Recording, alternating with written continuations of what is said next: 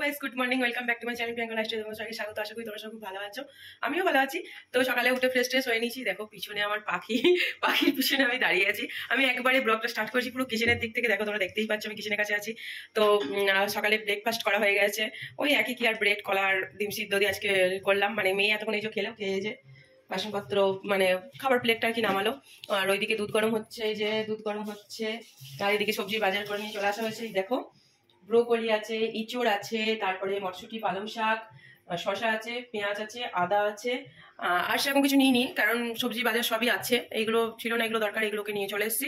তো এরপর রান্নাবান্নার আয়োজন করা হবে। তো কি রান্না করা হয় সেটা দেখা যাক। ভাবতে থাকি, রান্না করার আগে এতটাই চাপ লাগে, মানে ভেবে উঠতে পারি না কি রান্না করবো, অ্যাকচুয়ালি কি রান্নাটা করলে ভালো হয়। মানে এক গাদা জিনিস থাকলে যা হয়। আর মাছ ফ্রিজে রাখা আছে, তাই জন্য মাছ নিইনি গো। তো আর কি। তো চলো, এখন চারিদিকে একদম পুরো অগোছালো হয়ে আছে। এদিকে বাসন জড়ো করা পড়ে আছে, দেখো সকালে কাজ করে দিয়েছে বাসন টাসন। এদিকে টেবিলে সবজিগুলো এনে ঢেলেছি, এগুলোকে আবার পরিষ্কার করে নিয়ে রান্না বসাবো। তো চলো রান্না কি হচ্ছে চলো করা যাক, দেখা যাক। তো এটা ভিডিওটা কন্টিনিউ করে দেখতে থাকো, দেখতে পাবে। তো গাইস দেখো আমি এখানে সবজি কাটতে বসে পড়েছি। বেগুন ভাজার জন্য বেগুনটা কেটে নিয়েছি, আর পালং শাকগুলো কাটছি। পালং শাক কী বলতো, শীতকালে দেবে পালং শাকটা অ্যাভেলেবেল, এখন সবসময় পাওয়া যায়, বলা যায় শীতকালে বেশি। তো আমার মেয়েরা শীতকালে পালং শাকের পরোটা এবং রুটি ওটাও খুব ভালোবাসে, ওগুলো গরম গরম করে দিলে হয়। তো সবসময় তো আর রুটি আর পরোটা বানানো না, এখন আজকে বানাবো আমি পালং শাকের ঘন্ট বা চচ্চড়ি যেটা বলে। তো দেখো ওর সাথে আমি বেগুন, মূলো, আলু দেবো। আর দেখো কেমন পাগলের মতন ডান্স করতে যাচ্ছে। দেখো ওর মাথায় যখন যা আসে ওর কাজ, ও ডান্স করছে আর একবার করে খেলছে এদিক ওদিক। তো গাইস অবশেষে ভেবে পেলাম রান্না করার কিছুই রান্না করা যায়। তো আজকে রান্না হচ্ছে এঁচড়ের তরকারি। তো দেখো আমার মশলাটা মানে কষা হয়ে গেছে, এতক্ষণ ক্যামেরা ধরতে পারিনি, মানে এতটাই কাজ কি বলবো, চারিদিক কাজ অগোছালো হয়ে আছে, বাসন টাসন গোছানো, চারিদিকে ঘরে কাজ বাকি। এটা করলাম তাড়াহুড়া করে, রান্না করছি, বেলা হয়ে গেছে। দেখো এঁচড়টা আমি সিদ্ধ করে রেখে দিয়েছিলাম, এঁচড়টা আলুটা সিদ্ধ করে নিয়েছি, মশলাটা কষানো হয়ে গেছে। এরপর দিয়ে ভালো করে নাড়াচাড়া করে নিই। এতে ভাবলাম মটরশুঁটি দেবো, মটরশুঁটিটা দেওয়া হলো না, কারণ আবার মটরশুঁটি সাজগুলো এখন লেগে হবে অনেকটা দেরি হয়ে গেছে। আবার বোন আসবে, ওর টিউশনি করতে গেছে, যে এখানে আসবে, যে খাবার খাবে ও, মানে সকাল থেকে খাবার খাওয়া নেই, কিছু নেই, করছে, এরপর আসবে। এই তাড়াহুড়া করে রান্না বসাতে গেলাম। আর এদিকে মাছের মাথাগুলো ভেজে নিচ্ছি, মাছের মাথা দিয়ে পালং শাকের ঘন্ট করবো।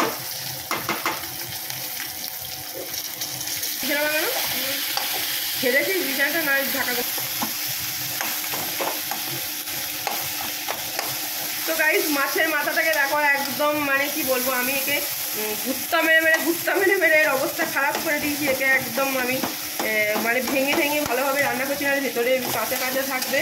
তো এটা আমি পালং শাকেতে দেবো, সেই জন্যে মানে সেই কারণে আর কি এইভাবে করছি। যত মনে যার উপর রাগ থাকবে এরকম করে সেই রাগটাকে ছাড়তে হবে, তাহলেই দেখবে মাছের মাথাটা তাড়াতাড়ি ভেঙে যাবে। আমার মনে রাগ থাকলে আমি এইভাবেই করি। ও মাগো ছাকা পড়ে গেল, এই কথাটা বললাম বলে। যাই হোক, কারোর উপর রাগ নেই, কিন্তু এটা আমি বললাম। দেখো আমার এঁচড়টা কষানো হয়ে গেছে, আর কি সুন্দর কালার এসছে দেখো। আর খুব সুন্দর মানে সেন্ট উঠেছে, পুরো মাংসের মতন সেন্ট উঠেছে, মনে হচ্ছে যেন খাসির মাংস কষাচ্ছি।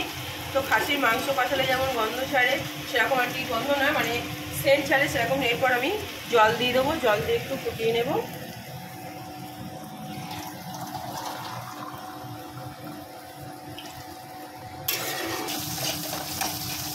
তো ওইদিকে আমার মাছের মাথা আর একটু মাছের তেল ছিল, ওটাকে ভেজে দেখো গুঁড়িয়ে আমি রেখে দিয়েছি একদম রেডি করে। তো এরপর কড়াইয়ের মধ্যে অল্প ওই আর্ধেক মতন পেঁয়াজ দিয়ে দিয়েছি, 5 ফোড়ন দিয়ে দিয়েছি, 2টো লঙ্কা দিয়ে দিয়েছি। এটাকে একটু ভেজে নিই, ভেজে নেওয়ার পর আমি শাকটা দিয়ে দেবো। এটা শাক ঘন্টটা বসাবো। আজকে শাক ঘন্টটা এইভাবেই করছি, যেহেতু মাছের মাথা দেবো সেই জন্য পেঁয়াজটা সবই দিলাম। একটু নিরামিষ ভালো লাগে, কিন্তু আমি দেখলাম এইভাবেই করি, মানে প্রায় সময়ই নিরামিষ খাওয়া হয়, তো কী আর করবো। তো গাইস এখন তো এই সময় ধরো ডিসেম্বর জানুয়ারি সবাই ফিস্টি করতে যায়। তোমরা নিশ্চয়ই সবাই ফিস্টি করতে গেছো বা পিকনিক করতে গেছো। কে ফিস্টি, কে পিকনিক, কে বনভোজন বলো, তো কমেন্টে আমাকে জানিও। তো যাই হোক, তোমরা যে যেখানে গেছো জানিও। আমি এখনও পর্যন্ত কোথাও যেতে পারিনি বা যাওয়া হয়নি আমার। কী আর করবো, মনটা সত্যি খুব খারাপ জানো তো।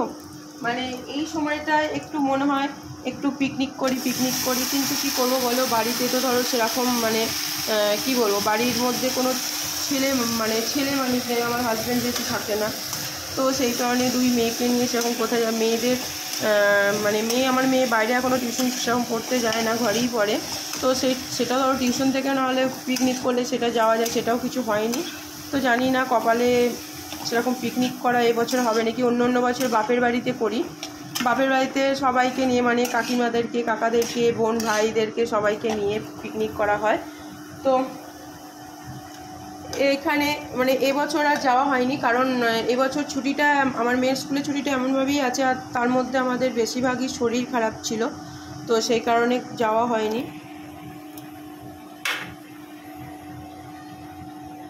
এখানে একটু আদা বাটা, একটু রসুন বাটা অল্প একটু করে করে দিয়ে দিলাম আমি।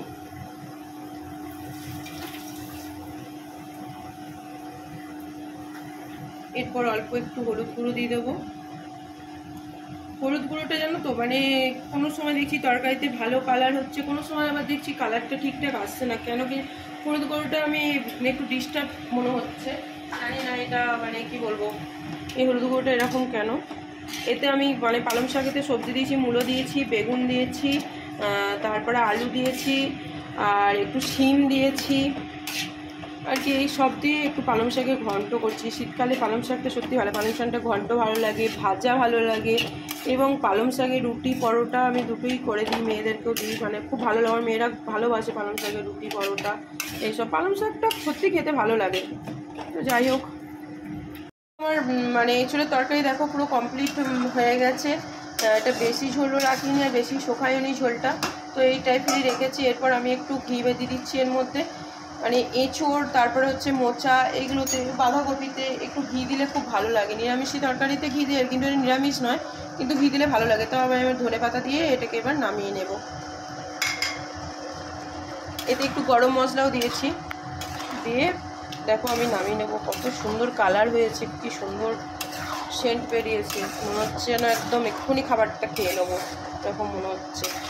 এর তো নামই হচ্ছে মানে এঁচড়কে ধরো গাছ পাটা, আমরা ছোটোবেলায় বলতাম যে গাছ পাটার মাংস খাবো। মায়েরা বলতো যা রান্না করেছো জিজ্ঞেস করলেই বলতো গাছ পাটা করেছি, কিন্তু কেন যে কে গাছ পাটা বলতো জানি না। সত্যি এখন তো মনে হয় যে মাংসের মতন কালার হয় এবং পিছনে ধরো মাংসের মতো হওয়ার টেস্টটাও মাংসের মতন হয়, সেই কারণে হয়তো গাছ পাটা বলে। তো যাই হোক, আমার এটা রেডি। আমি এটা গ্যাসটা এবার বন্ধ করে এটাকে নামিয়ে নেব। যে আমার মতন গাছ ফাটার সবজি খেতে ভালোবাসো সেটা আমাকে জানিও। আমার তো ভীষণ ভালো লাগে, খুবই ভালো লাগে। তো দেখো কি সুন্দর একদম ইয়াম্মি ইয়াম্মি হয়েছে।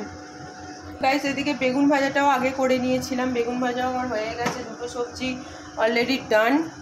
তো এখনও মাছ ভাজটা আছে, মাছটা মেয়েকে বললাম, মেয়ে বলতে মাছ ভাজা করো, মাছের আর ঝাল টাল কিছু বলতো। পালং শাকটা মানে পালং শাক ঘন্ট করা হয়েছে, আর তারপরে এঁচড়ের তরকারি আছে। দুজনই মেয়ে বললো আজকে আর মাছের ঝাল টাল কিছু করার দরকার নেই, মাছ ভাজা খাবো। তো গাইস দেখো, আমার মানে শাকের সব সবজিগুলো সেদ্ধ হয়ে গেছে। এরপর আমি মাছের মাথাটা দিয়ে দেবো।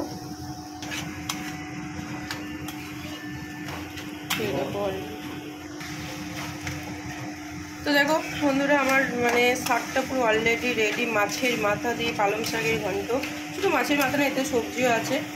তো টেস্টি টেস্টি শাক রেডি। কে কে পালং শাক খেতে ভালোবাসো আর কে কে গাছ পাটা খেতে ভালোবাসো আমাকে কমেন্টে জানিও। আমার তো আজকে বাড়িতে একদম পছন্দের রান্না হয়ে গেছে অলরেডি। আমার মোটামুটি রান্না ডান। তো এবার মাছটা খালি ভাজা করে নেব, দিয়ে আজকে আবার জানো তো, আজকে আবার বিকালে কাজে মাছি আসবে না, কারণও থাকবে না। এবার অনেক বাসন হয়ে যাচ্ছে, আমাকে আবার বাসনও ধুতে হবে আজকে। কী আর করবো বলো, এমনি কদিন ধরে হচ্ছে একজন আসছে চলে যাচ্ছে এইরকম হচ্ছে। তো যাই হোক, তো চলো এটা আমি এবার নামিয়ে নিই। গাইস, আমার রান্না কমপ্লিট। দেখো মাছ ভাজাও কমপ্লিট, সব রান্না বান্না কমপ্লিট। পরিষ্কার করে নিয়েছি এখানটা, বেসিন পরিষ্কার করা হয়ে গেছে, গ্যাস পরিষ্কার করা হয়ে গেছে।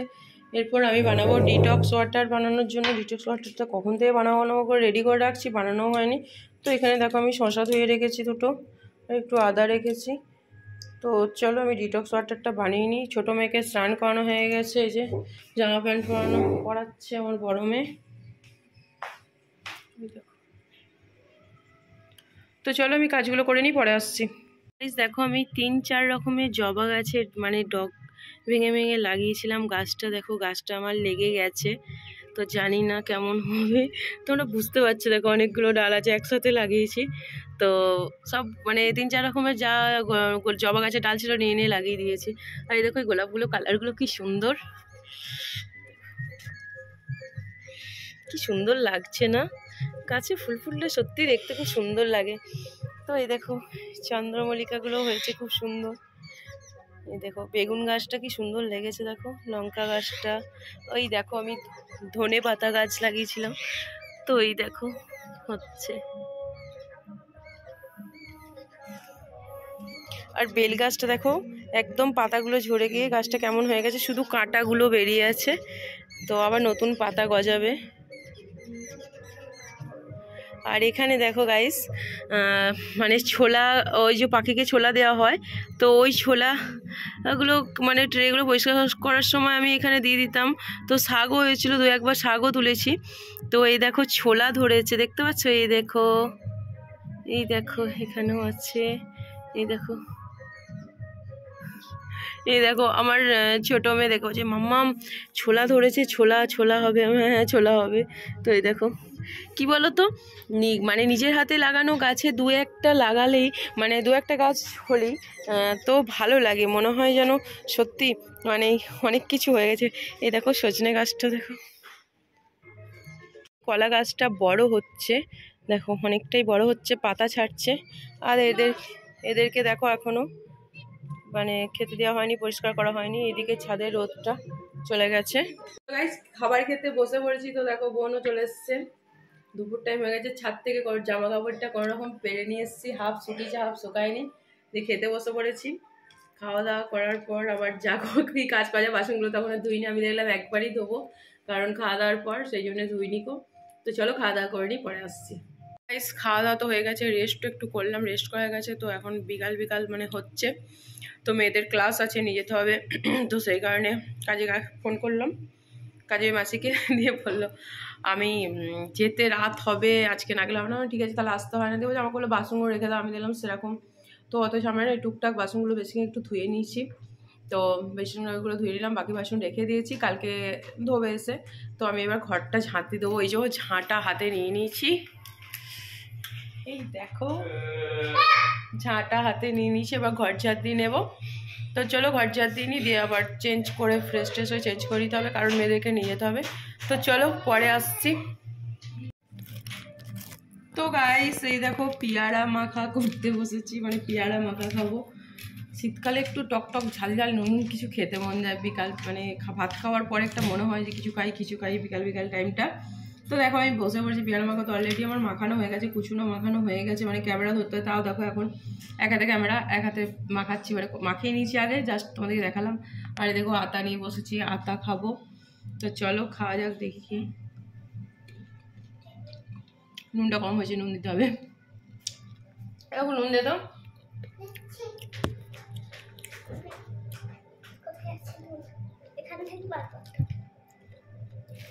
গাইস মেয়েরা ডান্সের ক্লাস থেকে চলে এসছে, ওটা তোমাদের সঙ্গে আর ভিডিওটা শেয়ার করা হয়নি, যেহেতু ওদেরকে আমি দিতে গিয়েছিলাম গাড়ি নিয়ে, তো শেয়ার করা হয়নি। তো এখন সন্ধে হয়ে গেছে, আমরা দেখো রেডি হয়েছি, এই দেখো তো রেডি হয়েছি, আরেক জায়গায় যাব, সেটা তোমরা নেক্সট ভিডিওতে দেখতে পাবে। তো ভিডিওটা তোমরা ফলো রাখো, তো দেখতে পাবে ভিডিওটা। দেখতে মানে সবকিছু দেখতে হলে তোমাদেরকে নেক্সট ভিডিওতে যেতে হবে। তো দেখো আমার মেয়েও রেডি হচ্ছে, দেখো ও রেডি হচ্ছে, ওইদিকে বোন ছোট মেয়েও আছে, ওই ঘরে রেডি হচ্ছে, আমিও রেডি হয়ে জামা প্যান্ট পরেছি, এখনো সেরকম মুখেও কিছু করিনি, আর চুলো আঁচড়াইনি, এরপর চুলো আঁচড়াবো, জাস্ট কাটবো। যে কারেক্টটা কেমন লাগছে দেখো, তো আজকে নিউ কারের পরেছি। তো কি করবি, ওটা ফেলে দে, যা করবি বিয়ে করি। তো চলো গাইস আজকে ভিডিওটা, এর মধ্যে ভিডিওটা ভালো লাইক কমেন্ট শেয়ার সাবস্ক্রাইব করে দেখা হবে নেক্সট ভিডিওতে। টাটা।